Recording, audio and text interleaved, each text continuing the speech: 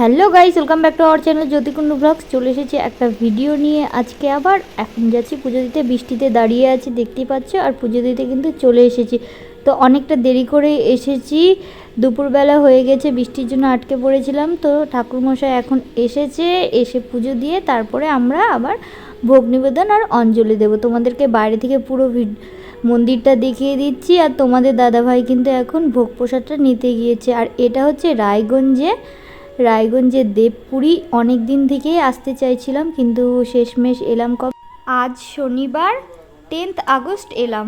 তো দেখতে পাচ্ছ কি সুন্দর মন্দিরটা। আর এই মন্দিরে কিন্তু অনেকগুলো ঠাকুরই আছে, শিব ঠাকুর আছে, ব্রহ্মা ঠাকুর আছে, বিষ্ণু ঠাকুর আছে, আর আছে মা কালী।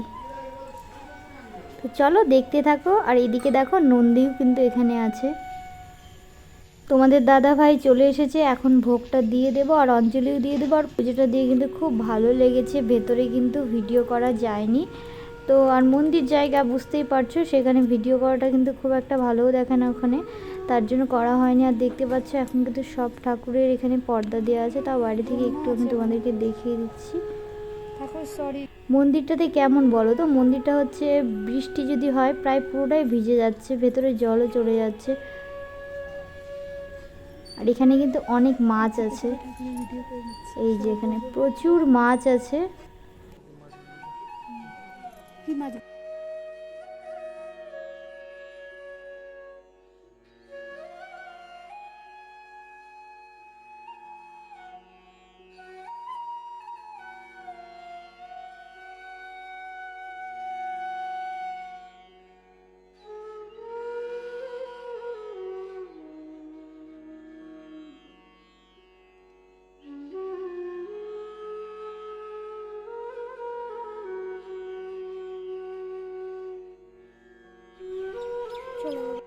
তো এই দেখো পুজো দেওয়া কমপ্লিট হয়ে গেছে, তো এখন বেরিয়ে পড়বো। তার আগে তোমাদেরকে একটু দেখিয়ে দিচ্ছি মন্দিরটা, আবার বাড়ি গিয়ে তোমাদের সাথে কথা বলছি। আর এখানে কিন্তু পুজো দেওয়ার পরে সামনে আমাদের সাথে দুজন ভক্তরও দেখা হয়েছিল, তো কালু আর লালু বসেছিল, তাদেরকে প্রসাদ দিয়ে তারপরে আমরা একটু প্রসাদ খেয়ে বাড়িতে চলে গিয়েছি।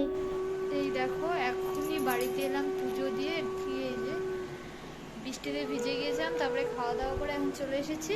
তো ভিডিওটা খুব ছোট্ট ছিল, তোমাদের কেমন লেগেছে অবশ্যই কমেন্ট করে জানাবে। ভালো লাগে লাইক কমেন্ট শেয়ার করে সাবস্ক্রাইব করতে ভুলবেন। আর পাশে থাকা বেল আইকনটি অল ক্লিক করে দেবে। টাটা, দেখা হচ্ছে নতুন ভিডিও।